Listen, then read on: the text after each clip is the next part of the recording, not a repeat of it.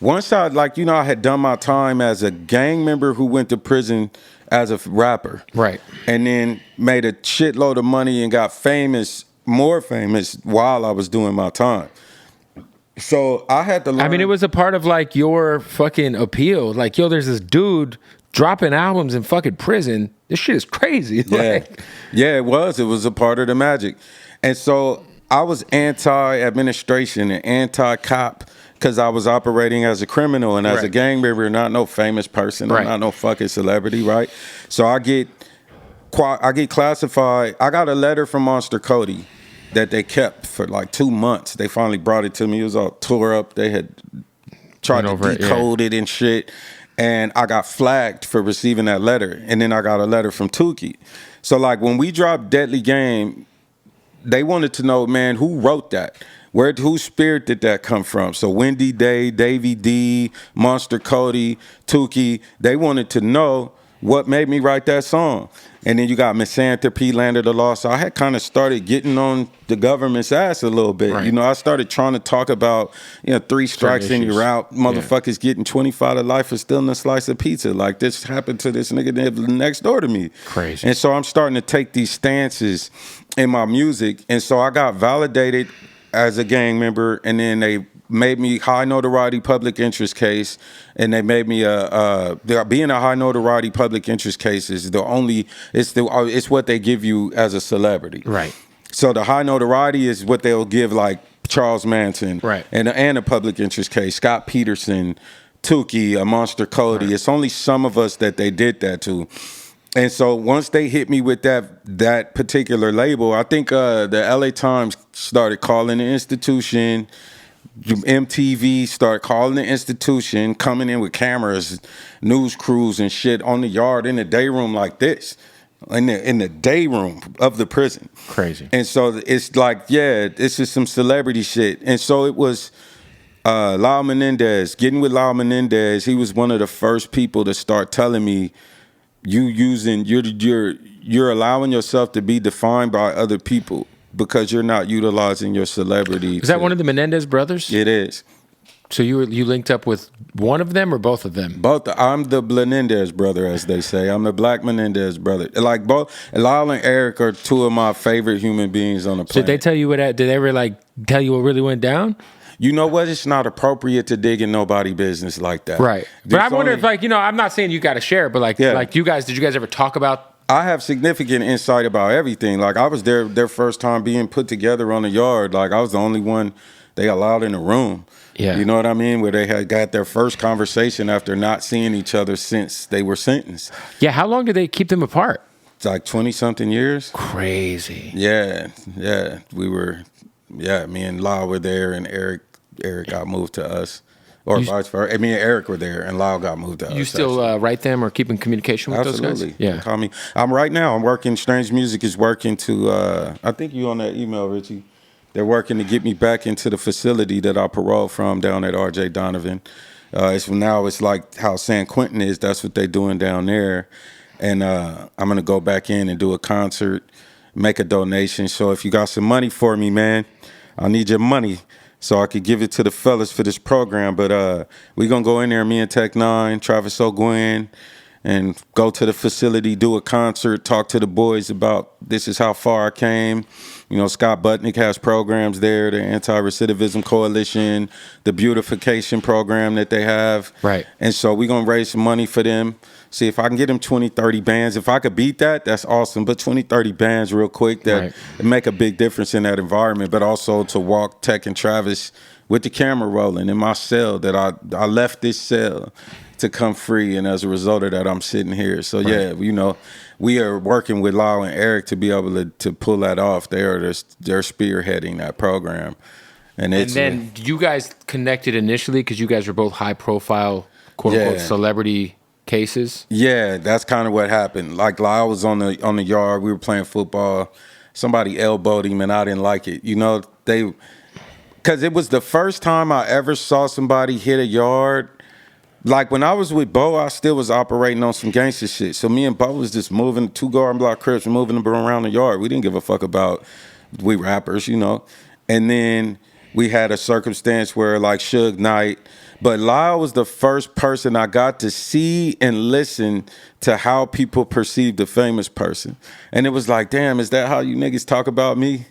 You niggas talk about me like that? You know what I mean? So I felt protective of him because it was like selfishly protective of me. Right. Like, fuck that. And so he was on the line and he, you know, he had heart and he works out. He's strong. The motherfucker elbowed him in his lip and I just was like, nigga, the next motherfucker that tries to hurt somebody on purpose, as opposed to just football. It's up. It's up. It's man. You know, the whole team. Yeah, nigga, blah, blah, blah, everybody agreed, and he got to do his thing. You know, and I ain't to say he needed me to do that for him, but somebody needed to say something. Somebody had to fucking say something. Like, man. So you were like kind of like protecting him, low key. I mean, high key. I stood up for him. Lyle could protect himself. Right. He's a sturdy man. You know, he's a good dude. Lyle could protect himself. But what was happening, you know, he was like he was being hazed and he was tolerating it because, you know, he wanted to prove some frat shit, yeah. Yeah, and I just like, man, he would bust his lip like, man, the next motherfucker to do something that I think is intentional, we gonna get their ass whipped. So, because that's the thing is like when we always hear so much about like the politics of the California prison system, right? But if like someone like the Menendez brothers goes in, do they like who do they fall in line with, or are they just separate from everybody because of their status? If that makes sense. So that goes back to the point I was making about the difference in my perspective as a criminal versus the person who was a public interest high notoriety case.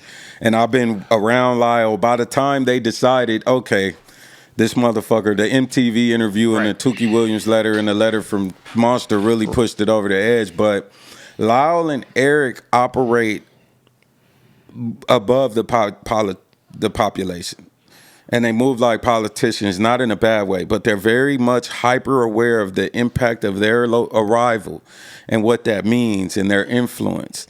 You know, they got the Secretary of Corrections on speed dial. Some of them were COs on the yard. I mean, it's one of the most high profile cases ever.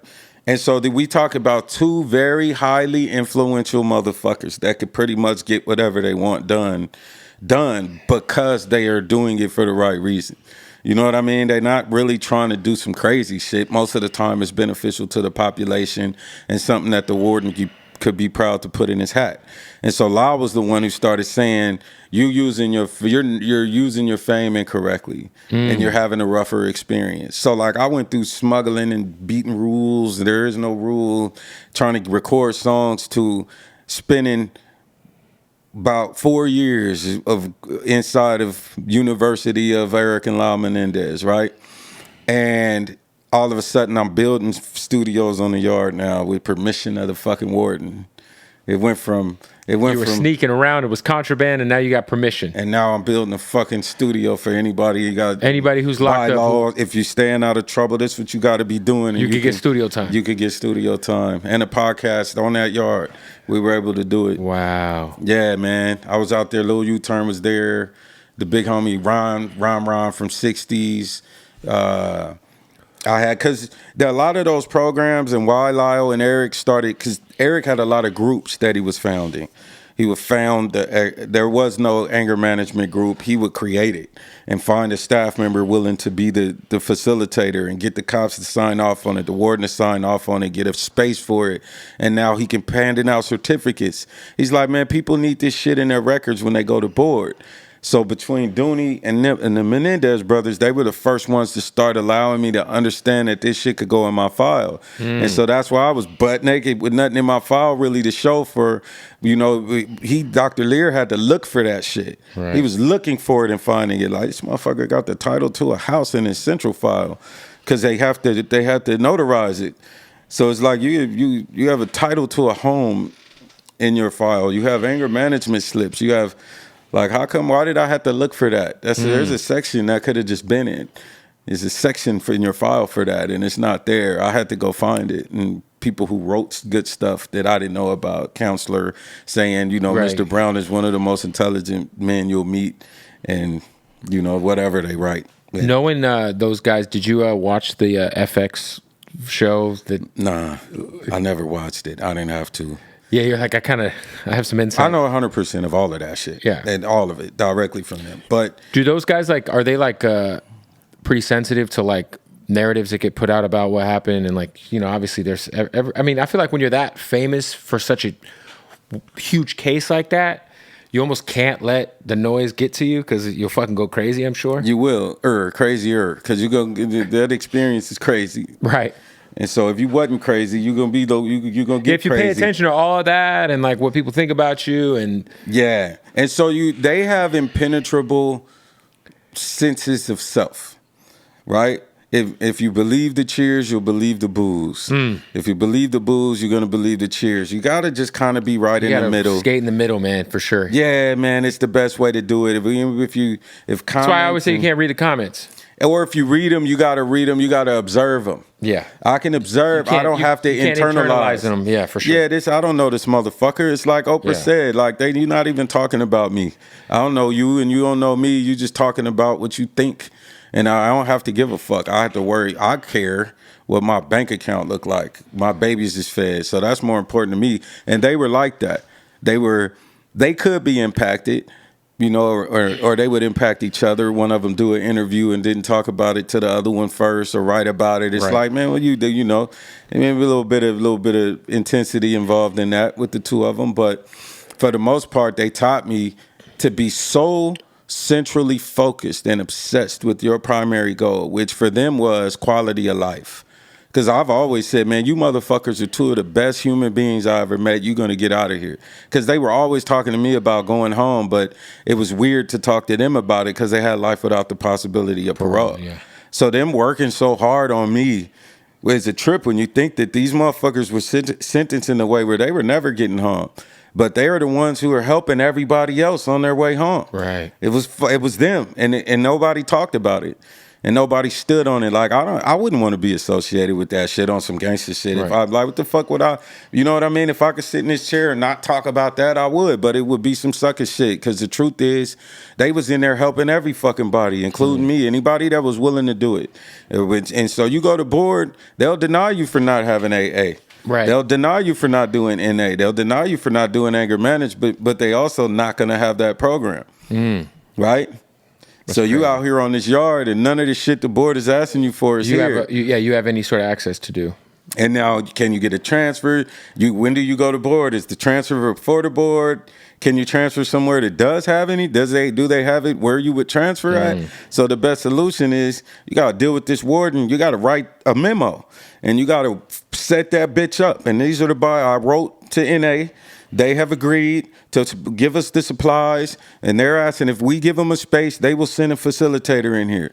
And like, okay, and that boom. Was on the warden, yeah. The warden signs that bitch, boom, and here it goes. And he's like, don't fuck me over. Right. I don't want nothing. Don't be in there fucking these bitches. Off, yeah. Don't do some crazy shit. Don't smuggle nothing in my prison. I'm going to sign. I'm putting my name on this.